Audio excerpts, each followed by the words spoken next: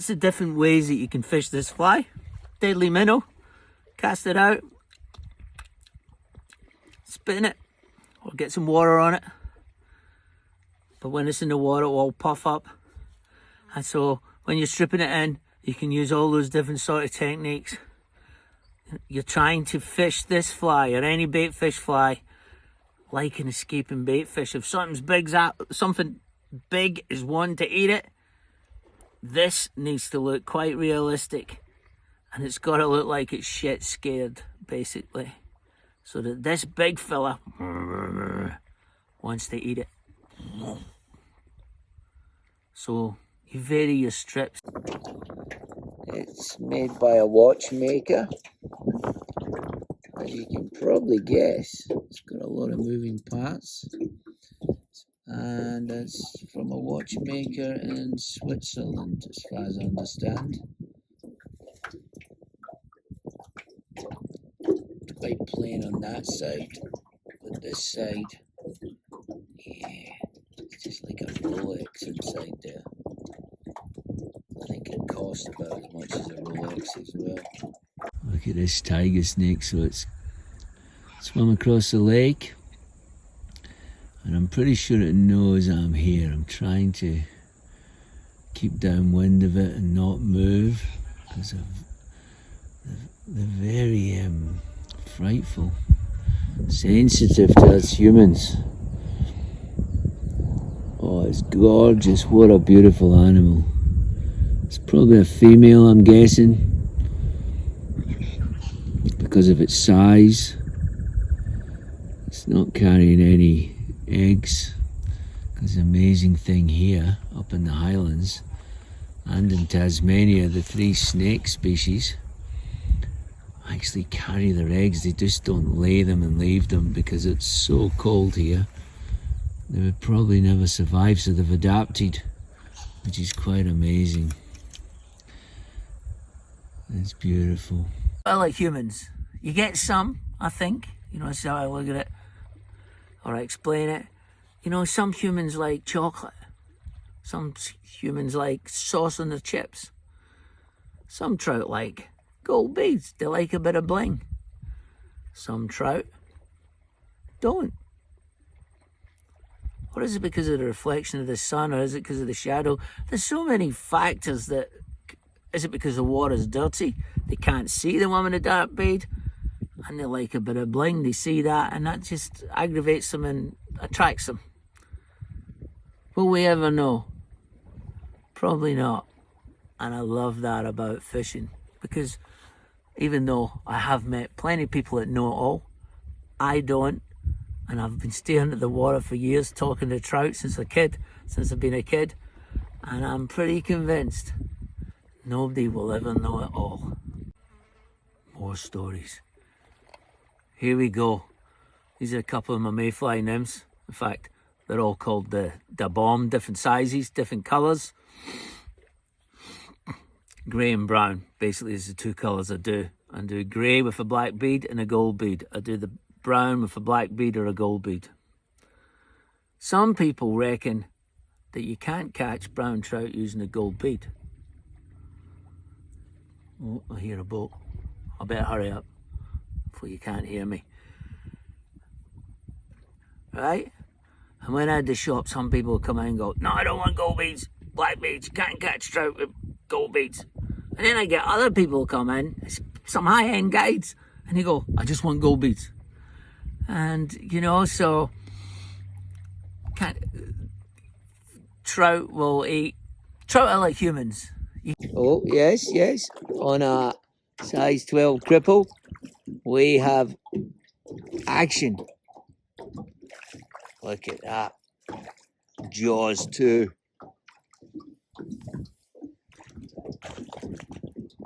Yeah, I'm getting so... What have we done with the net? I think we've wore a hole in it. Or has it got mouldy because we haven't been using it? I don't know if this net's going to be big enough. Well, been a bit of a struggle, but look at that. Oh, yeah, beauty. Look at that happy angler. Brilliant. STU'S cripple. Yes. It's cripple. We're celebrating. You've asked me, have I ever had any weird requests for to tie a fly commercially? Well, I have. I once had a request. It was for a wedding party, I think it was. It was a gift for a wedding. And they wanted a big fly, just one big fly. And it took me ages to do it. I had a big, massive hook, big, massive shark hook. And the biggest hook I could find. And then I had to get all the material. It wasn't that easy. It was quite a challenge to find material big enough and feathers big enough to look good on that hook. And to tie it, I had to, what did I use? I had to use a nylon cord. So just gathering the materials, the hook, that took me ages. And to figure it out in a few attempts. And then I tied this perfect, big, massive fly. Now, it'd been easier if it was like to get made out of metal or just wood or just random stuff. But I had to use a fly tying material as such. So it was a mission. And it took me forever. And then when I asked for payment, they decided they didn't want it. And I got the shits and threw it away. Yeah, so I learned my lesson there. Get payment first. And yeah, and it wasn't a cheap process for me. But that was it. But thanks for asking. That's the answer. Take care. You're going to buy from STU'S Superior Flies are my designs that I spent decades working on. But some of them aren't. Some of them are just, which is the majority of what's sold by other companies. They don't design them. They just steal them, pump them out, flog them to you, and they don't care. But I care. They're a bit of a staple here in the North Island, especially in the North Island or the canals in New Zealand. So I've got a range of glow bugs. And like all the other flies I've got, which are like standard patterns, which are not my designs, there's always a little sneaky thing about them. Because they look the same as other people's, but there's always, I've changed the hooks. I use different hooks. I've added lead. I do this, blah, blah, blah. So I pimp them up. I love stuff pimped up. Have a little tungsten bead in them. Obviously these ones sink quite quick and you can use them by themselves. Or you tie a da bomb, a big heavy fly, onto your line and then a little bit of line off the da bomb and you tie this, and the heavy nymph that da bomb sinks to the bottom and this floats up behind it just off the bottom and hopefully the fish grab it. I've got them made on these hooks here, and if I really look at that, I'm ruining this coffee table, bedside table in the motel. Look at that. It didn't straighten, it didn't break. That's the difference. So if you're going to buy glow bugs, buy them from STU'S Superior Flies. Did you get that? Oh, I've just sneaked down to the water here, found a good place to camp. As you can see, I don't want to lose my good croc. It's got the war wound on it. Pretty proud of that from the Tasmanian devil. I was so lucky I found this shoe. Anyway, we've got nice clear water. And there's a river coming in just here. There's a fish. I've just spotted a fish. It's just sitting in there. I don't know if you can see it. I'll see if I can get a bit closer.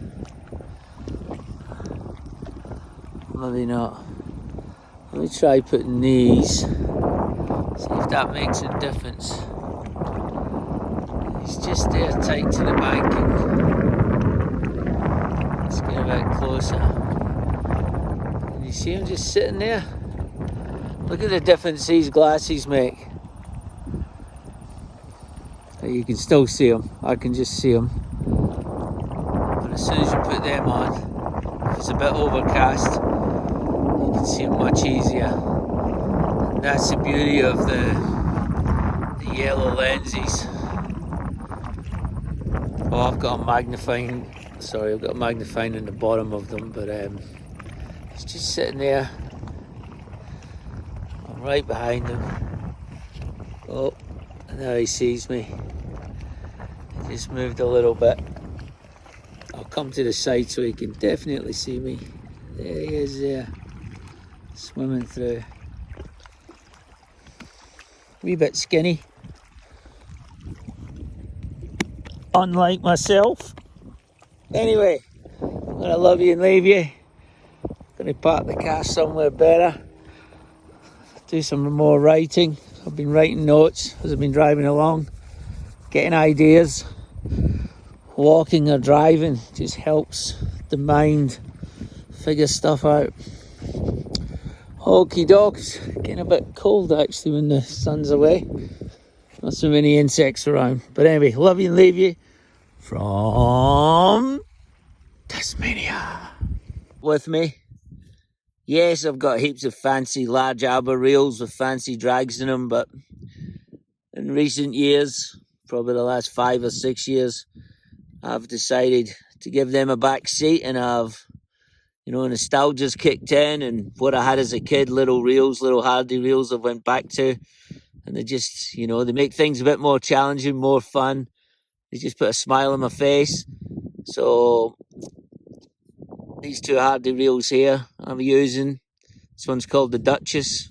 It's quite small. It's got this beautiful click on it. I love it. Catch a fish, you hear that go.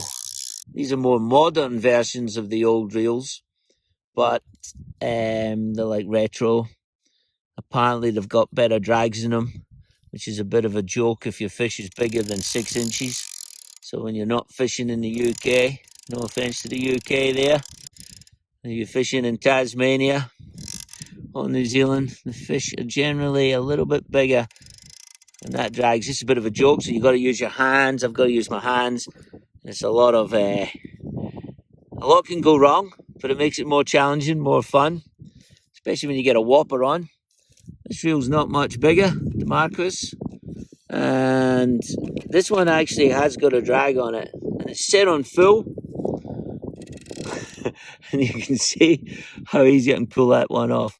It's got a little bit deeper, gruntier drag on it, a bit more like a Harley Davidson, you know when you've got a hardy reel just for the click. So when this thing's zooming off, boy, it's fun. But anyway, that's the reels I've got with me. 2 little tiddlers, just for some fun. Fishing's about having fun.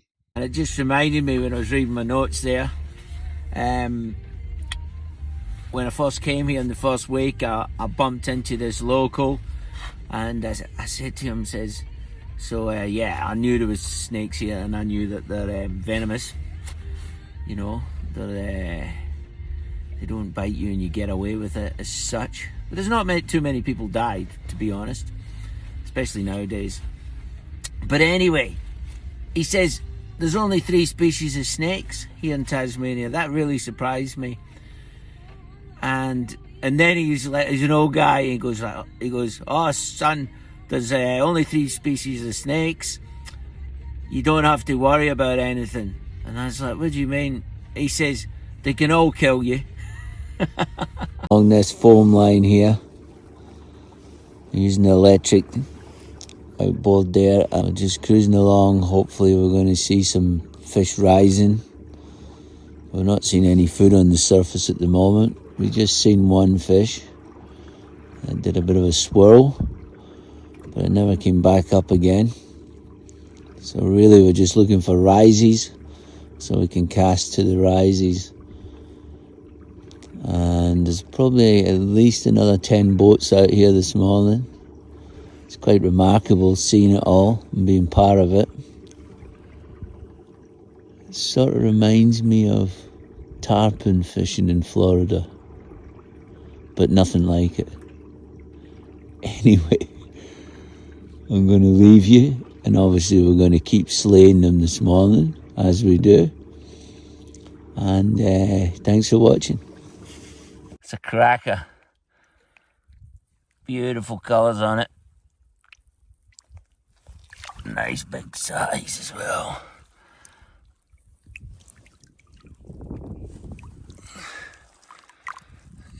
Just look at him. Just holding him there for a minute, just letting him, he's ready to go. Thank you, Mr. Trout. Beautiful. And on the surface there, you can actually see dead mayfly spinners, etc. So that little cripple mayfly, you know, you basically can't go wrong with it. Leader, everything, fly line, everything was on the grass. The fly was just off the edge, just basically with the tippet line. And he came across. I couldn't see him tight to the banking, but he just came out that foot, subbed it in. You've asked me, have I ever had any weird requests for to tie a fly commercially? Well, I have. I once had a request. It was for a wedding party, I think it was. It was a gift for a wedding. And they wanted a big fly, just one big fly. And it took me ages to do it on a big, massive hook. Big, massive shark hook. And the biggest hook I could find. And then I had to get all the material. It wasn't that easy. It was quite a challenge to find material big enough and feathers big enough to look good on that hook. And to tie it, I had to, what did I use? I had to use a nylon cord. So just gathering the materials, the hook, that took me ages.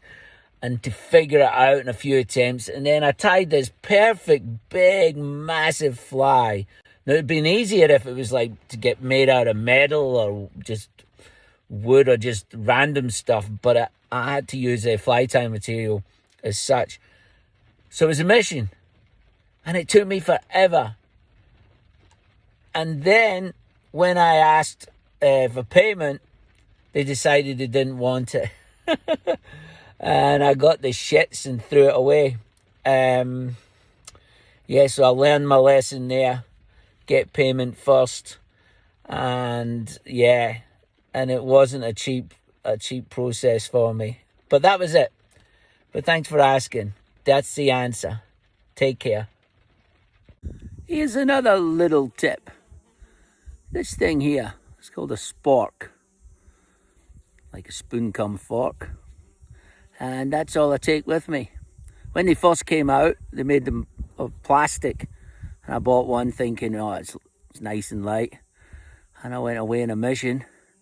And I still had X amount of days left of my mission. And the thing broke right down here. And I had only this little tiny bit to use. Pain in the ass it was. So now they're making them out of metal. Really good. You can use it, like, you can scratch here. And it's a good back scratcher as well, I've discovered. So yeah, just that's all you need. And I think you can do some other stuff with it, but I didn't read the instructions, but I'll figure it out. But yeah, get yourself one of these. Don't go for plastic. You'll regret it. Okay, what else is in the box? There's a couple of trout I missed. There's the black ones, STU'S Superior flies. The bomb, that's the name of the heaviest mayfly nymph that I designed. Designed it in India, northern India. Australia fly fishing. That's for all my Aussie mates. I get great support from Australia. Brown trout. Deadly ant. Killer nymph. Killer nymph again. Fly fishing New Zealand. And the deadly cicada. Pretty cool stickers. That's all the new design that I've been working on, the mod design. Thanks for watching. Get your stickers.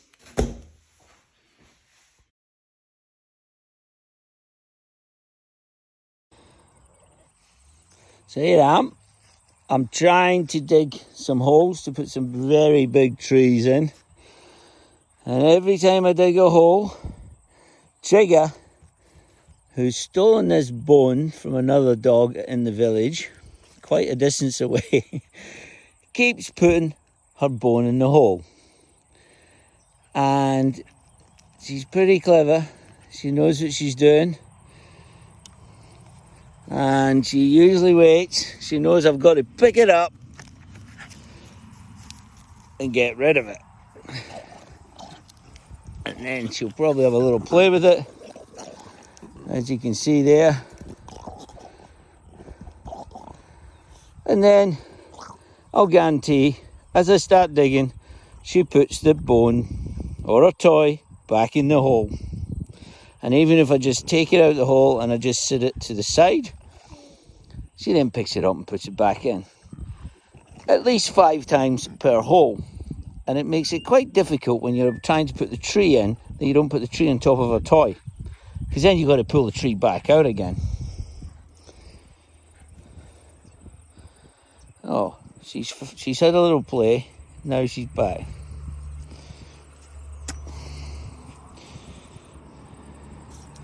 Here we go. Let's see what she does. I'll just ignore her. It's quite hard trying to operate the camera, and she's...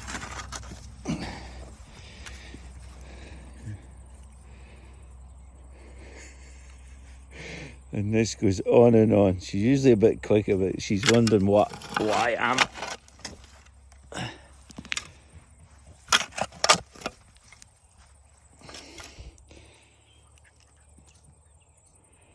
And it goes on and on and on.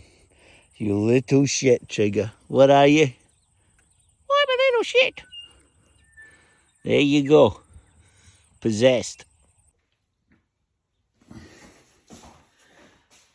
So some new t-shirts have just arrived.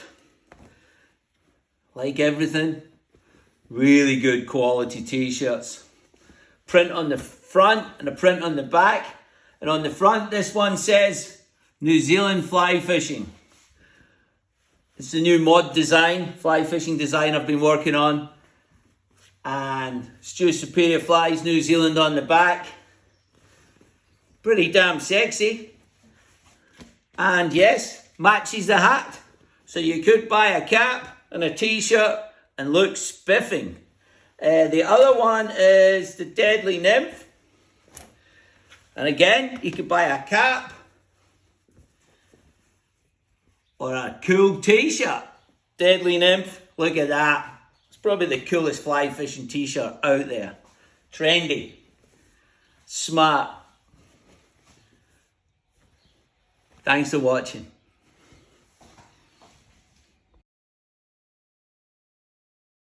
Wear many hats or caps. Here's one of the newest ones. It's pretty cool. Top quality. STU'S Superior Flies. There we go. Nice olive cap. And then these next two are a bit smarter, would I say. Stretchy backs. One size fits all. Stays on pretty well in the wind, etc. And New Zealand fly fishing. And it's got the new mod design that I've been working on. And then the next one, Deadly Nymph. Top selling fly and pretty deadly. So it's got its own merch brand now. And yeah, there you go. Take your pick or buy all 3.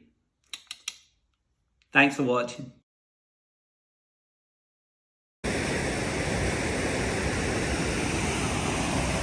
Come on, let's go.